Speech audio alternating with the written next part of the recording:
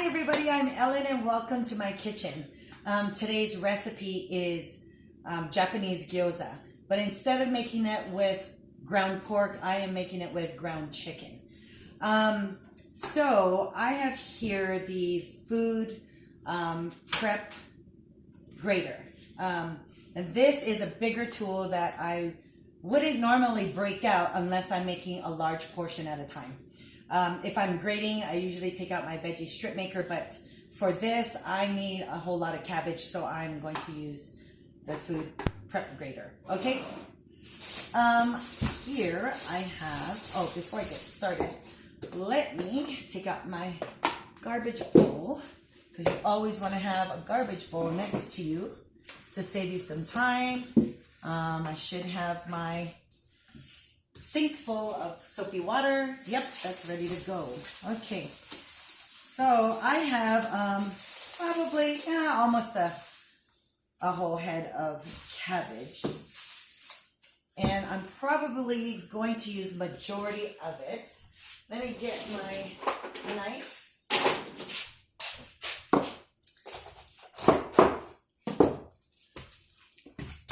Cut this out a little bit.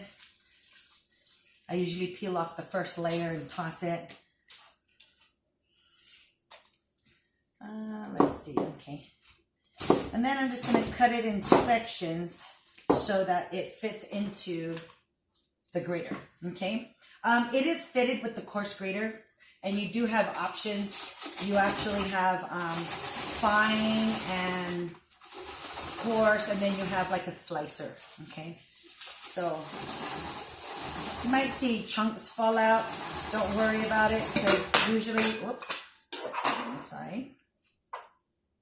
This tends to fall out sometimes.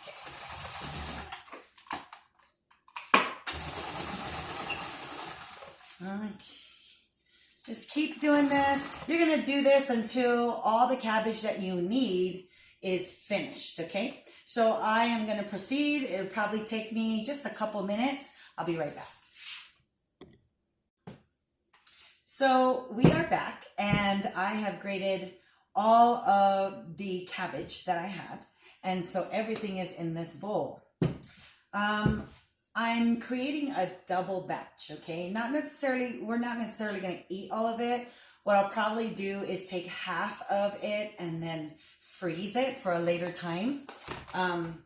So I chose ground chicken because one, the ground chicken was on sale, and two, the ground chicken was actually, it's a lot healthier than the pork option. So I chose to go that way because one, it worked with the budget too. Oh my goodness. Okay.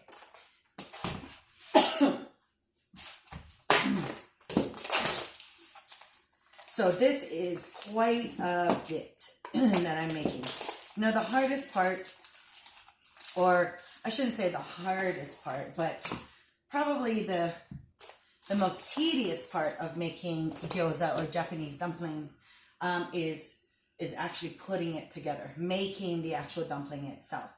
And that's what I would recommend. If you have a team of people that you could make an assembly line, that would help you out.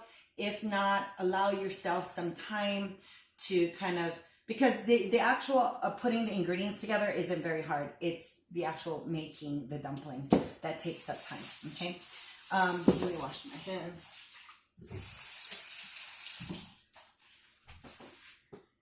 Okay, to this I will be adding, because it's a double batch, normally I would just put half a cabbage and one container of either ground pork or today's ground chicken. And then I would do just one egg, but today I'll be doing 2 eggs.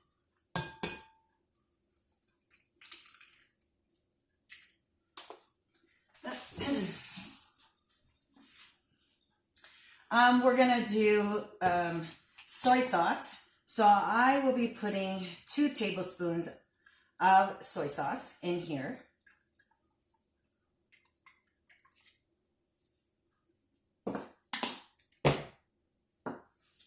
Salt and pepper.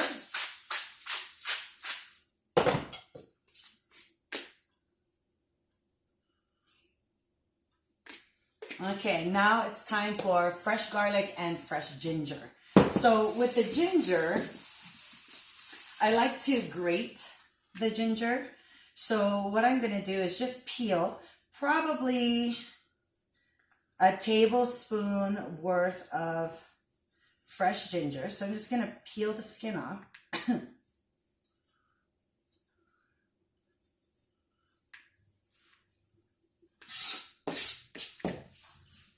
And using my fine grater, I'll just take the ginger and just go back and forth on it.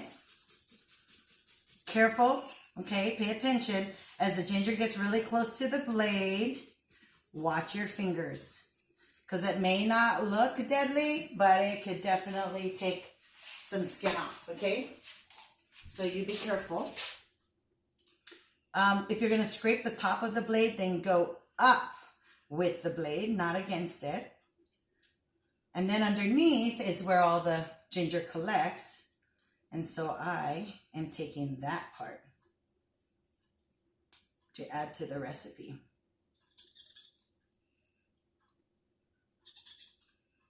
Okay, get it all out there.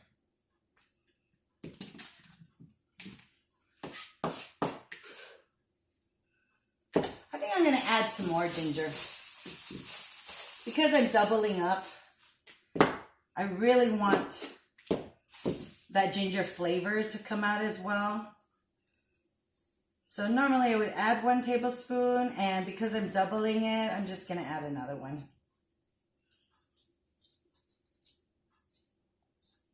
Removing the skin.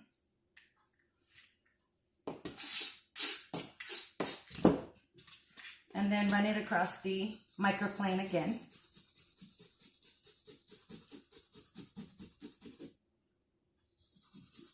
Ginger is so good for your body. It helps rejuvenate the immune system, okay? So if you like making ginger tea, I would suggest you leave the skin on. And you can grate the ginger like this, but if anything, I would slice the ginger, skin and everything, boil water, throw it in there. Or you can put it in a little strainer bag. Dunk it in hot water. That way you don't have to worry about straining all the fibers and everything. Okay. All right, that's some nice ginger right there. All right, so now we're going to move on to garlic, okay? Some fresh garlic. Normally I would use about 2 big cloves, but in this case I'm going to double up. And I'm looking here, I don't really have big cloves, so I'm just going to pull out a lot of little ones because I don't want to waste them. Use my garlic press without even peeling the garlic. Just put it in there, squeeze, and clean it off. Right here, you're left with just the garlic peel, okay? Put in a couple. Finish this out right here. After I add the ginger, all I'm going to do is I'm going to give it a really good mix. I'll probably get my hands in there because it'll mix it up really nice. And when we come back, I will be ready to use the dumpling wrappers, and I'll be showing you how to put together your gyoza. So I will finish this up and set everything up, and I'll see you in a bit.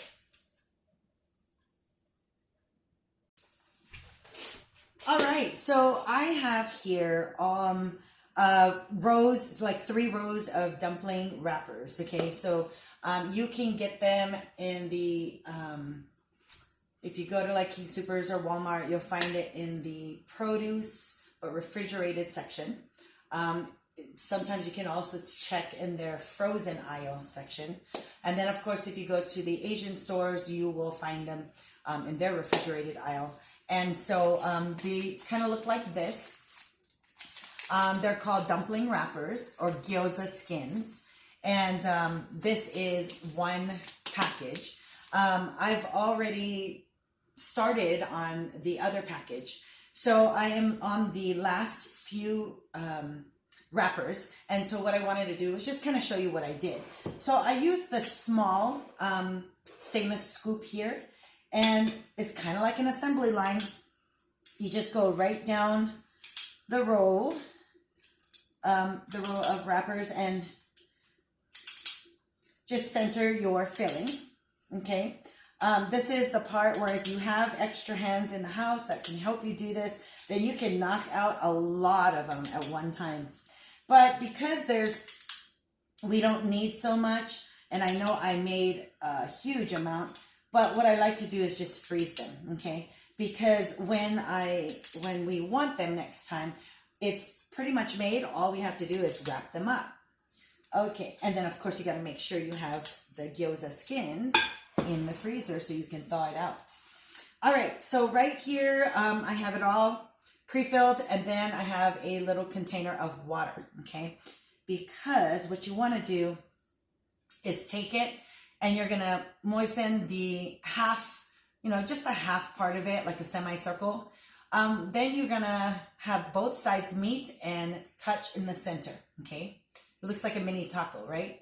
So I work the right side first and then I work the left side. And so both hands will be working together. My left thumb and my right thumb will be working together, okay? So I pinch and then I pinch on the other side. My right hand will actually lift the skin, and then my right thumb will pinch the skin, okay? And same thing, you're going to lift and fold and pinch. It's kind of like a fan or an accordion. And then we go to the other side and the hands switch off. So then the left lifts and the right pinches. The left lifts, right pinches, and you just continue. I usually do it at three on each side, and that's kind of what it looks like. Okay, so you just repeat, and this is where you want your assembly line. So that's when you recruit all the members of your house and you start to put it together. Each pack, usually there's about 45 to 50 skins in each package, give or take a few.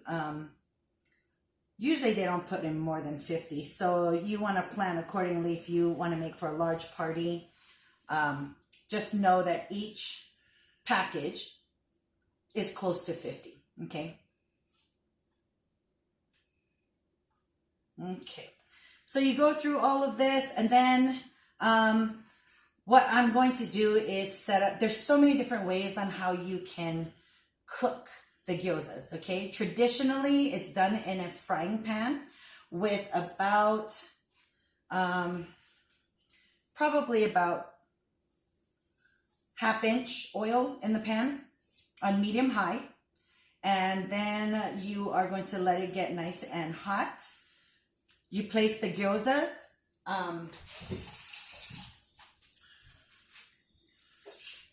You're going to place it on the thick side down, okay? And you fill up your skillet. Just fill it all up. And then what you're going to do is just kind of let it sit there until it gets brown, nice and brown. Usually about 3 or 4 minutes. Check it, don't take my word for it, because it depends on your stove, how hot the heat is that you have it on. So check it. If it's nice and golden brown on the bottom side, then you are going to kind of turn it over, okay? You don't have to turn it upside down, but just turn it on its side, because what you're trying to do is brown as many sides of the gyoza as you can, okay? So I usually kind of flip it around on 3 sides to get a nice brown coating on all those sides, okay? Then after you do that, you're going to create like a steam effect. That's where you're going to need the lid to your frying pan. I usually do this in a 12-inch skillet because it's my biggest skillet. and that has a lid. So when you're ready for this part, that's when when all the gyozas are nice and brown, then you're going to take about a 1/4 cup of water and you're going to pour it in the pan, okay? When you do that, you're going to put the lid on it and you're going to steam it up. That's what's happening. You're kind of like cooking and then you're going to steam it. And that process only is for probably about a minute or so. And that's going to quickly cook your ground meat, okay? All right, so I have this batch done. So what I'm doing is I'm just kind of putting it with the others because I have done the other gyozas. So let me show you. Okay, so this is what I've done. And again, I think this batch has only 45. I'm going to stop there instead of opening up a new pack. So what I'm going to do is I'm going to take all this extra and with my quart size freezer bags, I'm going to fill it up. And I'm going to fill it up with enough that I think can make one package, okay? So that's what I'm going to do, and then I freeze it so that when I want to make it next time, I don't have to do all of this. All I got to do is this part, okay? So what I'm going to do right now is heat up the skillet, and then I'm going to throw everything in, and I'll be right back. All right, we are back, and so my skillet is nice and hot.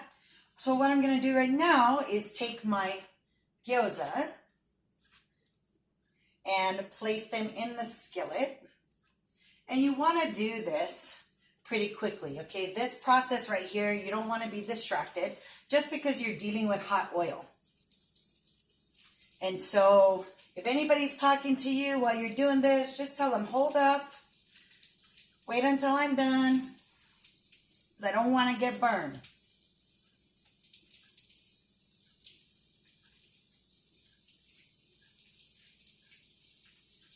So I have 45 dumplings right here. If your skillet is big enough to fit it all, by all means, go ahead, do it. If it's not, don't worry about it. You can always just do another batch in the pan. As you can see, I'm trying to fit it all.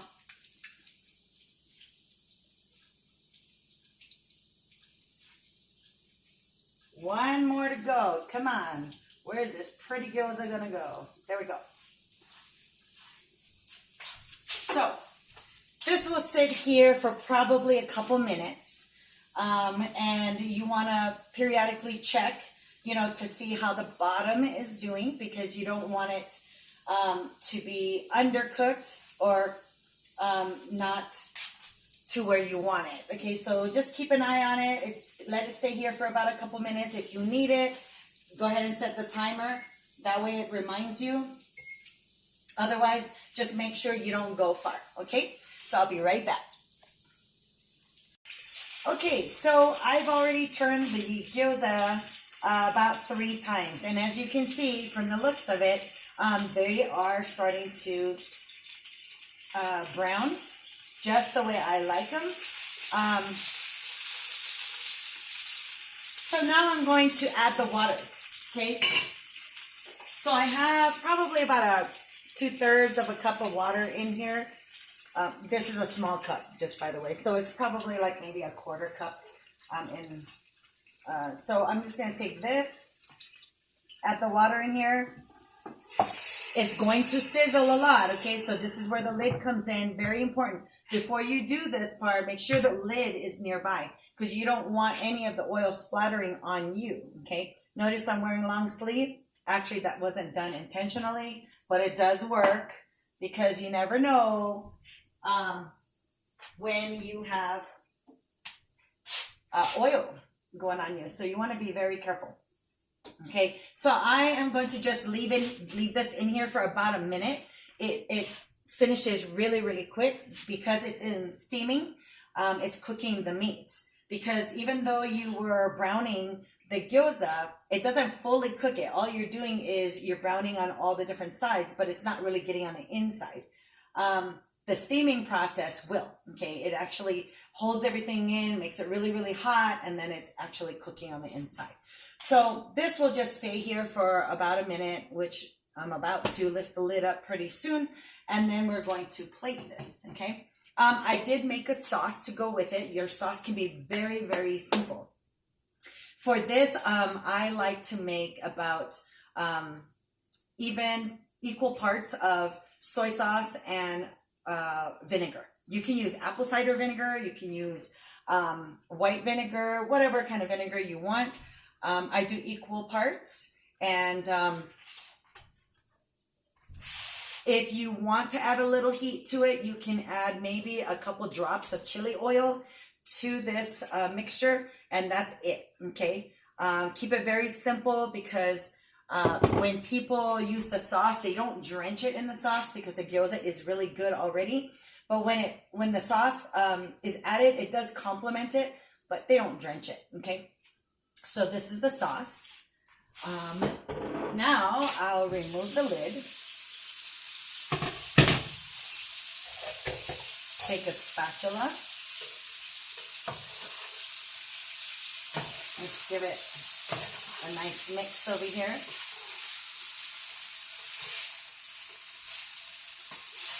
As you do this, the water starts to evaporate, okay? And it disappears. That's it though, okay? So now what I want to do is I want to take this and put it on a plate.